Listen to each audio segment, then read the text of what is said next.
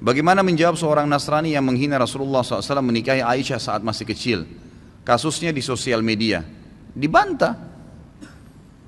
Apa urusannya dengan Nabi SAW menikah dengan Aisyah? Apa urusannya dia mau mengurus Nabi kita? Gak ada urusannya itu. Gitu kan? Gak ada urusan sama sekali. Apa urusannya mereka mau mencampuri Nabi kita, mau menikah 9 kah, mau menikah 2 kah, mau menikah 3 kah? Itu kan Nabi kita, terserah. Kalau dia masuk agama Islam dan dia tanya kenapa begitu, baru dijawab. Urus saja, suruh urus agamanya sendiri, gitu kan? Anda kalau mau jawab, jawab saja. Urus agama Anda sendiri, nggak usah urus agama kami. Lakum dinukum waliyadin, gitu kan? Begitu saja. Kalau tetap saja orang-orang ini buat kemungkaran, Anda tidak punya power, doakan agar Allah binasakan. Memang begitu.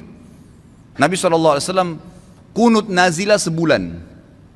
Waktu beberapa sahabat Nabi hafid Quran diutus oleh Nabi SAW untuk menjadi guru ke satu suku Arab. Suku Arab ini datang ke Madinah mengatakan, wahai Rasulullah, syahadat.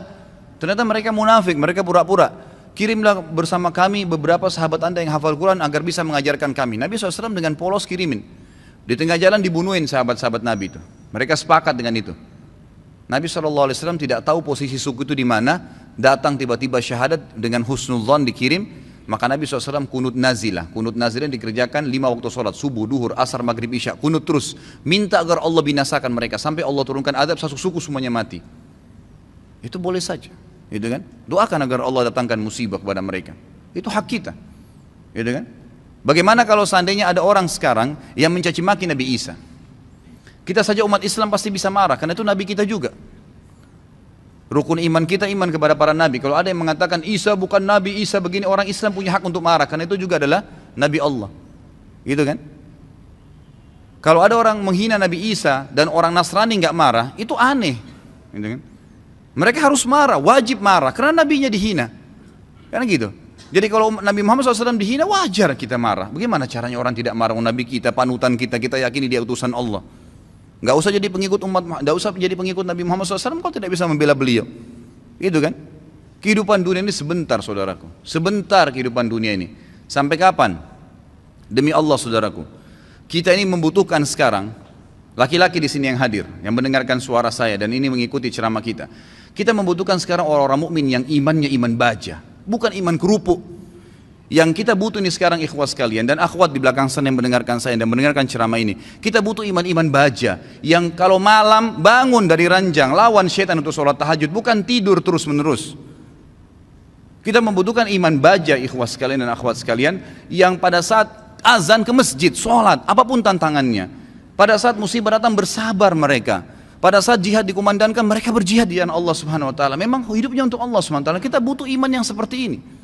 Ya memang baja apa yang Allah perintahkan, apapun tintangannya, halangannya kita lakukan. Enggak peduli dengan dunia ini, apapun orang mau katakan.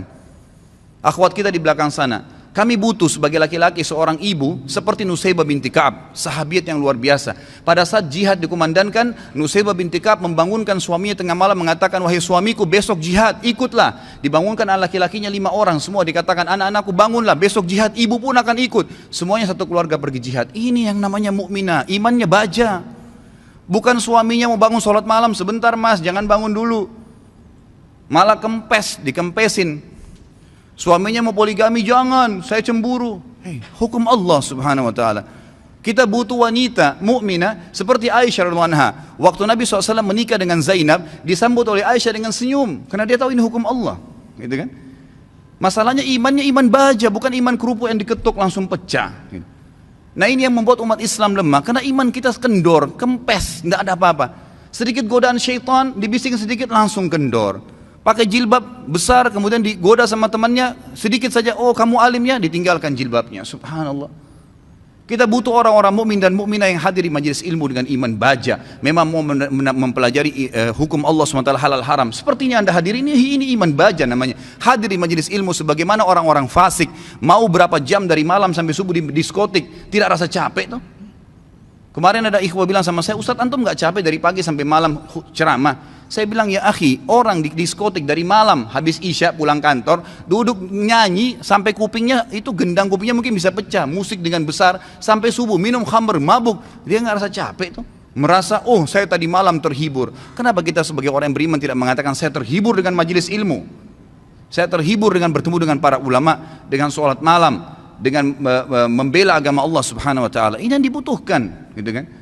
Kita butuh seorang muslimah, saudari kita yang seperti Rumaisa radhiyallahu anha, yang pada saat suaminya sedih, dia menghiburnya, anaknya mati. Suaminya sangat sayang dengan anak laki-lakinya. Pada saat meninggal dunia, kata Rumaisa radhiyallahu anha, jangan ada yang sampaikan kepada suami saya bahwasanya anak ini sudah mati, karena suami saya sangat sayang dengan dia.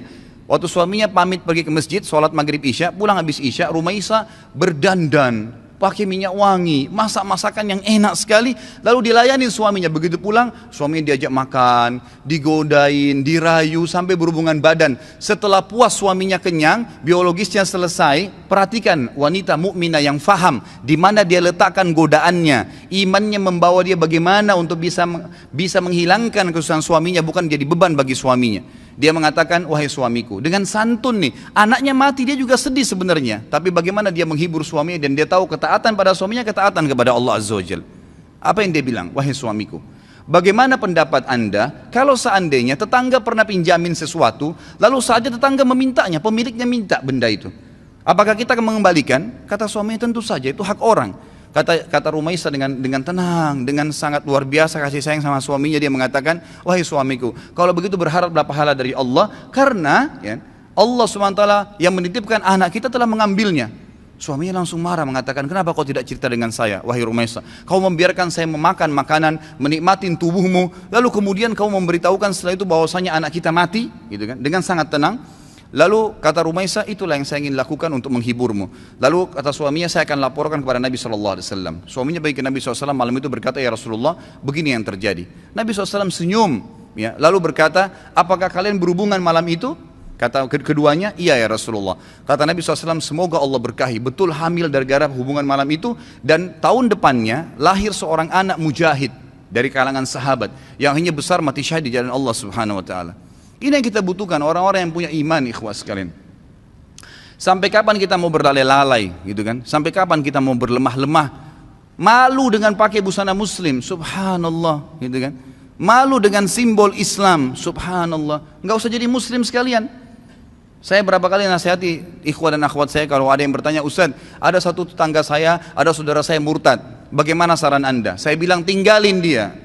Islam gak butuh dengan orang murtad, biarin dia murtad, masuk neraka sendiri. Kenapa kita harus bingung dengan satu orang murtad dan kita tinggalkan orang-orang tetangga kita muslim yang butuh bantuan makan, yang kalau diajak ke masjid mau sholat, itu yang kita dakwahin. Orang yang tidak mau iman tinggalin aja, gak usah diikutin, gitu kan? Ngapain kita berjalan di belakangnya merayu dia untuk supaya dia kembali ke dalam Islam? Gak usah. Doain mungkin, mendakwahin boleh, tapi gak usah kita sedih, ya kan gitu. Jadi kita harus menetapkan semua pada tempatnya masing-masing. Kita butuh figur Abu Bakar yang semua tegak dengan keyakinannya. Figur Umar yang memang syaitan lari dari dia. Tahu kenapa ikhwas sekalian syaitan lari dari Umar? Karena Umar betul-betul yakin semua yang Allah perintahkan benar, yang dilarang itu salah, ditinggalkan. Dan Umar bin Khattab semuanya dengan tegar, dengan iman baja yang dia lakukan. Malam bangun sholat, tidak ada ceritanya syaitan mau godain ditepis sama dia, nggak ada. Syaitan hanya habis akal. Bagaimana caranya goda orang seperti ini? Nggak bisa. Ya kan? Karena dia betul-betul memang itu tinggal ditinggalin. Dan itu hanya dengan iman, ikhwas sekalian. Ini hanya dengan iman. Sampai kapan kita mau terus-menerus membiarkan iman kita sehari begini dan sehari begitu? Sampai kapan antum mau mengatakan, dan perempuan di antun di belakang mengatakan, sampai kapan kita mau mengatakan, oh iya nanti, oh iya ya, sampai kapan oh iya ya ini? Sampai malaikat maut mencabut roh kita baru kemudian kita mau sadar? Subhanallah. Majelis ilmu seperti ini tujuan utama mengubah menjadi orang yang lebih baik. Kalau antum datang di sini dan tidak bisa mengubah, antum bisa rajin sholat malam, antum rajin menjaga hukum-hukum Allah SWT, meninggalkan yang haram, menikmati yang halal. Perempuan-perempuan di sana di belakang, kalau anda datang ke sini tidak bisa mengubah, anda tutup aurat, anda lebih baik daripada sebelumnya, anda bisa mengatur, ya, menikmati apa yang halal, tidak memamerkan aurat anda di sana sini, maka jangan hadir. Karena majelis ilmu tujuannya untuk itu, melahirkan orang-orang yang imannya iman tegar, iman baja, yang memang tidak mudah goyah, ikhwas sekalian. Kadang-kadang subhanallah baru diminta waktunya untuk sholat malam, kita nggak mau bangun sholat malam. Bagaimana kalau diminta ditumpahkan darah jalan Allah Subhanahu Wa Taala? Sudah sulit, kan gitu. Baru diminta infak saja, sudah beragam macam bisikan syaitan, kita sudah mengiyakan bisikan syaitan itu. Bagaimana kalau diminta infak jalan Allah Subhanahu Wa Taala? Mengorbankan seluruh harta, pakaian kita bahkan kalau perlu dijual untuk itu. Ini semua karena cinta terhadap dunia yang berlebihan, Allah musta'an.